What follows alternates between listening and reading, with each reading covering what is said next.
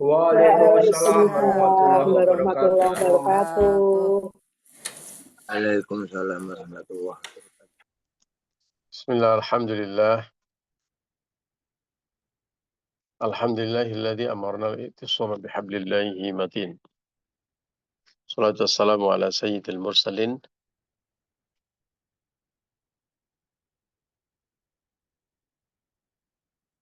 Muhammadin wa ala alihi wa sahbihi al-mujahidin al-tahirin. Subhanaka la ilma lana illa ma 'allamtana innaka antal alimul hakim. Rabbi shrah li sadri wa yassir li amri wahlul 'uqdatam min lisani yafqahu qawli. Rabbi zidni ilma warzuqni fahma bi rahmatika ya arhamar rahimin. Liridai wa li syafaati Rasulillah wa li kulli diyatin as-salihah al-Fatihah. أعوذ بالله من الشيطان الرجيم بسم الله الرحمن الرحيم الحمد لله رب العالمين الرحمن الرحيم مالك يوم الدين إياك نعبد وإياك نستعين اهدنا الصراط المستقيم صراط الذين أنعمت عليهم غير المغضوب عليهم ولا الضالين رب اغفر لي ولوالدي ولجميع المؤمنين آمين. Bapak Ibu dan teman-teman rahimakumullah, alhamdulillah pagi hari ini kita bisa bersilaturahmi kembali, ngaji bersama, majelis yang penuh berkah, majelis yang insyaallah mendatangkan dan mendekatkan kita kepada surganya Allah, majelis di mana insyaallah malaikat akan turun dan mengamini doa-doa kita. Allahumma amin ya rabbal alamin. Kita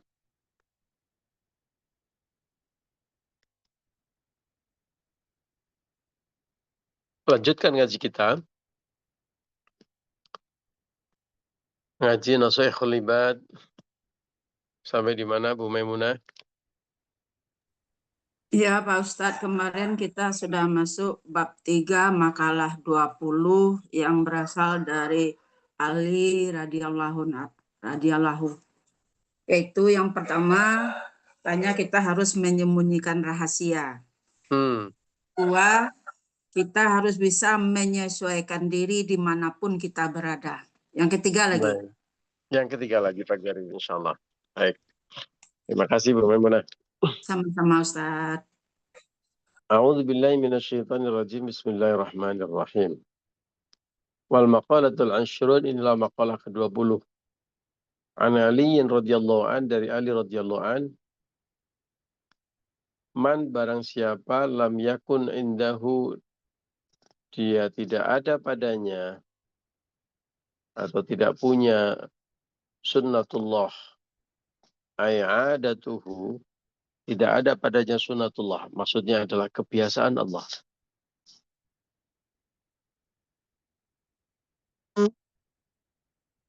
Wa sunnatu rasulihi, dan sunnah rasulnya, ay sya'nuhu, maksudnya adalah urusan rasul-rasulnya. Wa sunnatu awliyaihi, dan sunnah wali-wali Allah, ay amruhum, maksudnya adalah urusan-urusan mereka. Falaisa fi yadihi syai'un, maka tidak ada di tangannya sesuatu apapun, maksudnya tidak punya sesuatu yang berharga pada dirinya. Qila lahu, maka orang-orang bertanya, berkata lahu kepada Ali, ma sunnatullahi, apa yang dimaksudkan dengan sunnatullah? Qala, kemudian Sayyidina Ali menjawab, kitmanus sirri, sunnatullah yang menyembunyikan rahasia. Wakila man sunnatur rasul, kemudian dikatakan juga, orang-orang bertanya juga kepada Sayyidina Ali, apa sunnah Rasul? Qala, Sayyidina Ali menjawab, al-mudaratu bainan nas, beradaptasi atau menyesuaikan diri di antara manusia. Nah, itu bagian pertama dan kedua yang sudah kita pelajari. Nah, bagian ketiga lagi, wakila. Kemudian orang-orang itu bertanya kembali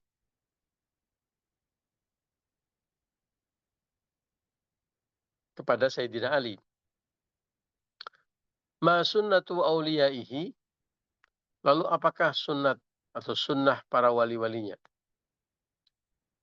Qala, kemudian Sayyidina Ali berkata, ihtimalul ada. Sayyidina Ali berkata, ihtimalul ada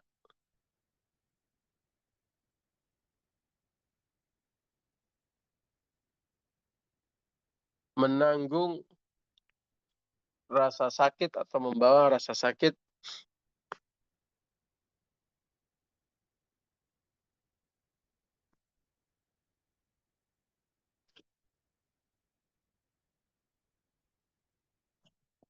minan nasi, dari manusia.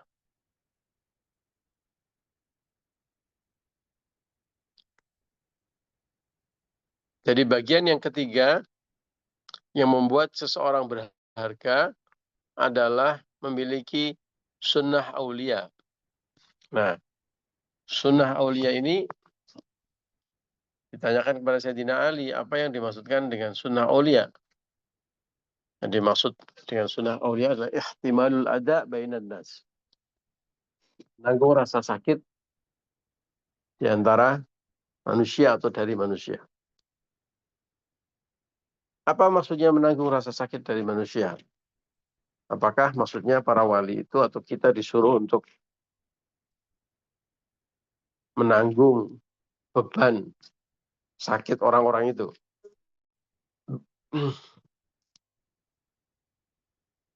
Bapak Ibu dan teman-teman rahimakumullah, mari kita pelajari siapa itu waliullah. Ya, sering kita mendengar waliullah, waliullah, waliullah, ya.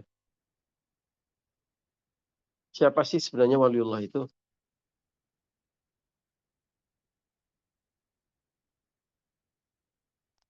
Kalau kita membaca dalil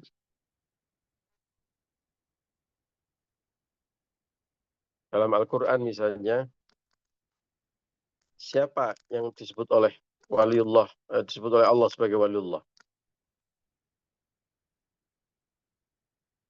Secara maknawi, waliullah adalah kekasih Allah. Ya. Kalau diidentifikasi siapa yang mendapatkan gelar sebagai waliullah, dalam Al-Quran misalnya disebutkan bahwa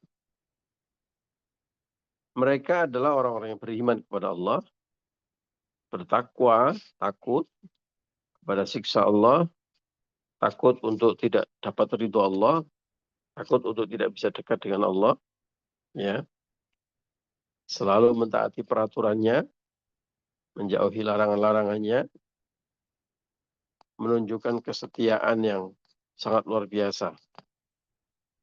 Ya.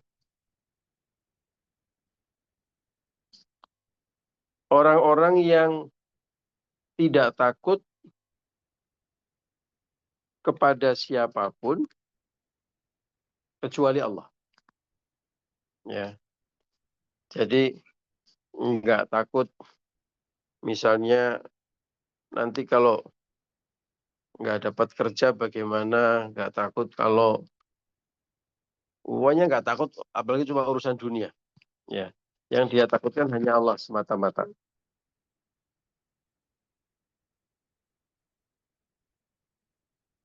Maka mereka adalah orang-orang yang memperjuangkan agama Allah, memperjuangkan kebenaran, ya, amar ma'ruf nahi mungkar, sama sekali tidak takut dengan namanya dunia, ya, dan semata-mata menjadikan Allah sebagai penolong. Nah, itu beberapa tanda-tanda wali Allah. Mereka berjihad untuk agama Allah melalui harta, jiwa, dan raganya, ya, dan tidak takut miskin, ya, tidak takut terlantar, dengan penuh keyakinan semua akan ditolong dan diatur oleh Allah. Nah, itulah hakikat para wali Allah. Nah, para wali Allah ini mendapatkan tempat yang sangat mulia di sisi Allah. Sampai disebutkan mereka itu mendapatkan fasilitas yang sangat luar biasa, melihat dengan pandangan Allah, mendengar dengan pendengaran Allah, ya, berkuasa dengan tangan Allah. Allah sudah memberikan kekuatan ya kepada manusia istimewa ini, kekuatan yang sangat luar biasa karena memang dia juga total menyembah kepada Allah dan total memperjuangkan agama Allah. Nah, itulah para wali Allah. Nah, dari keterangan itu, mari kita hubungkan dengan statement Sayyidina Ali yang kita pelajari hari ini. Berarti ihtimalul ada bainan nas. Ya, menanggung rasa sakit manusia. Ya. Itu maksudnya adalah para wali Allah itu kalau dari kacamata atau perspektif orang umum, ya, mereka tidak akan merasakan penderitaan jika hanya soal urusan dunia. Ya. Mereka tidak khawatir dan tidak sakit. Ya. Kalau cuma penderitaan dunia yang dia rasakan. Tentu masih ingat bagaimana perjuangan para rasul, para nabi, para ulama, para sahabat, dan juga ulama-ulama salafus soleh kita. Ya, menghadapi berbagai macam fitnah dunia. Ya, bukan hanya teror mental, tapi juga termasuk sudah teror fisik, bahkan ya mau dibunuh oleh musuh-musuh Allah. Ya, itu makanan sehari-hari mereka, ya kan? Bagaimana Nabiullah Muhammad SAW misalnya, yang awalnya dielu-elukan oleh kaumnya sendiri sebagai Al-Amin. Ya, Nabi Muhammad itu kan sejak masih kecil menunjukkan akhlakul karimah yang sangat luar biasa, dan dalam usia yang masih sangat muda mendapatkan gelar Al-Amin kan, yang sangat dipercaya dan dipuji-puji sebagai anak muda yang sangat hebat, ya, rendah hati, jujur, makanya mendapatkan gelar Al-Amin. Tapi begitu Nabi Muhammad membawa risalah Nabi, membawa perintah Allah, ya, berita kabar gembira yang seharusnya menjadi kabar gembira, Nabi Muhammad dimusuhin luar biasa kan, difitnah sangat keji, ya, mendapatkan teror politik, diisolasi, bahkan sampai akhirnya mau dibunuh dan akhirnya harus hijrah ke Madinah. Nah, hanya karena menyuarakan kebenaran. Tapi apakah kanjeng Nabi Muhammad takut? Tidak. Nah, itu kurang lebih gambaran kehidupan, way of life-nya para wali Allah. Ya. Demikian juga para nabi dan rasul yang lain. Demikian juga para sahabat. Ya. Bilal bin Rabah misalnya, untuk membela dan memperjuangkan agama Allah, mendapatkan siksaan yang sangat luar biasa. Ya, sangat sakit lah kalau untuk pandangan atau dalam kacamata manusia umumnya. Tapi apakah Bilal menyerah? Tidak. Ya, semakin ditekan semakin kuat, semakin kokoh juga imannya Bilal. Ya. Demikian juga sahabat-sahabat yang lain. Ya. Abu Dzar Al-Ghifari begitu menyatakan beriman kepada Allah dan Kanjeng Nabi Muhammad, wah itu dipukulin orang sekeliling Ka'bah. Karena dengan tegas ya dia menyatakan keislamannya di depan orang-orang kafir di depan Ka'bah. Wah dipukulin sampai hancur, sampai bonyok gitu. Apakah beliau takut dan menyerah? Tidak. Ya, semakin kokoh keimanannya. Nah itulah para wali Allah. Demikian juga kalau kita lihat perjuangan para ulama salafus salih. Ya, bukan hanya diteror secara mental, ya ditakut-takuti, diancam dan sebagainya. Memang sudah disakiti secara fisik begitu. Tapi mereka tidak ada satupun yang menyerah. Karena yang paling ditakuti adalah Allah. Sehingga karena yang paling ditakuti adalah Allah, ya maka muncul tumbuh semangat dari dalam dirinya, ya perjuangan untuk mengikuti, menjalankan dan menyatakan bahwa dirinya beriman kepada Allah. Itulah way of life-nya para wali. Nah, yang kedua, para wali Allah juga orang-orang yang empati, ya, dengan penderitaan di sekelilingnya. Mereka adalah para pejuang keadilan, ya. Mereka adalah para pejuang kemanusiaan. Dalam konteks takut kepada Allah, di mana Allah memerintahkan agar kita saling menyayangi sama manusia, mereka akan merasakan apa yang dirasakan oleh manusia atau orang lain di sekelilingnya. Kalau ada saudaranya yang menderita, ya, maka mereka ikut merasakan sakitnya. Dan karena itu kemudian mereka juga akan berjuang semaksimal mungkin untuk membantu dan membela, ya, saudara-saudaranya atas penderitaannya itu.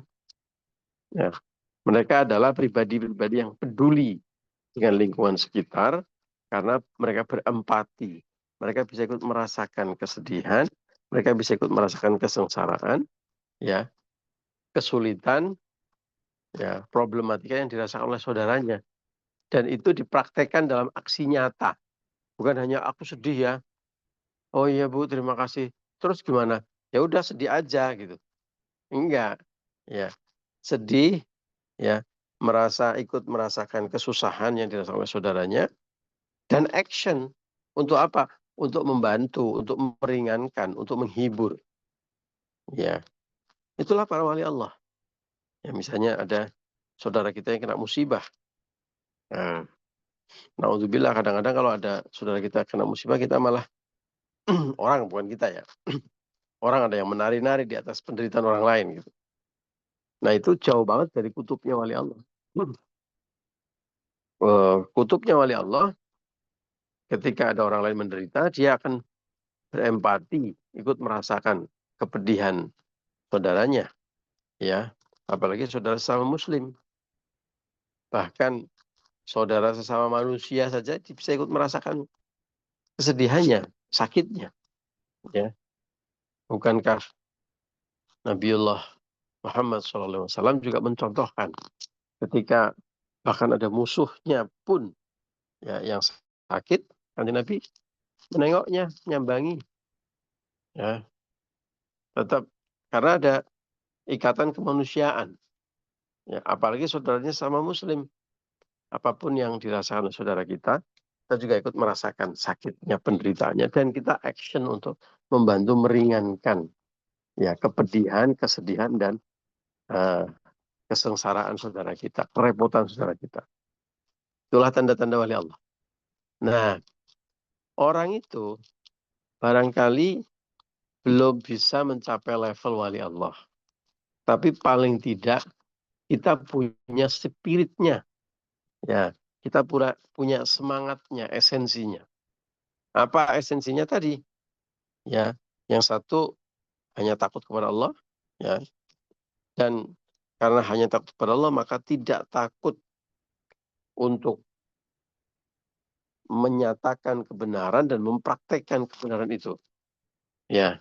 Jadi misalnya, waduh nanti kalau saya sholat Jumat, nanti rapot saya di kantor jadi jelek.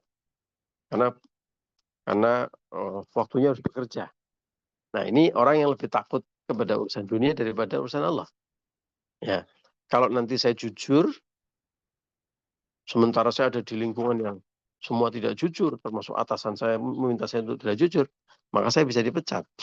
Maka karir saya tidak moncer. Nah, itu bukan kutubnya wali Allah. Nah, kalau kutubnya wali Allah, ya kalau ini maka kebenaran, kulil haqqu walau kana murran. Katakan meskipun itu pahit. Ya, karena itulah spirit para wali Allah. Tidak takut kepada siapapun kecuali Allah. Ya, nyatakan kebenaran sesulit apapun itu. Yang kedua, empati. Ya, kita bisa merasakan kesedihan, kesulitan, musibah yang dirasakan oleh saudara kita, dan action untuk meringankan beban saudara kita tersebut. Itulah spirit para wali Allah. Nah, kalau kita kepengen sebagai manusia ada harganya di mata Allah dan di mata manusia yang lain, kita harus punya spirit tersebut. Mari kita tanami, lalu kita tumbuh suburkan. Ya, di hati kita, dalam praktek kita sehari-hari, spirit para wali Allah agar kita ada harganya. Allahumma amin ya rabbal alamin. Demikian Bapak Ibu ngaji kita pagi hari ini. Terima kasih untuk kebersamaannya. Mohon maaf atas segala kekurangan dan kekhilafan. Wallahul muwaffiq ila aqwamit thoriq. Assalamualaikum warahmatullahi wabarakatuh.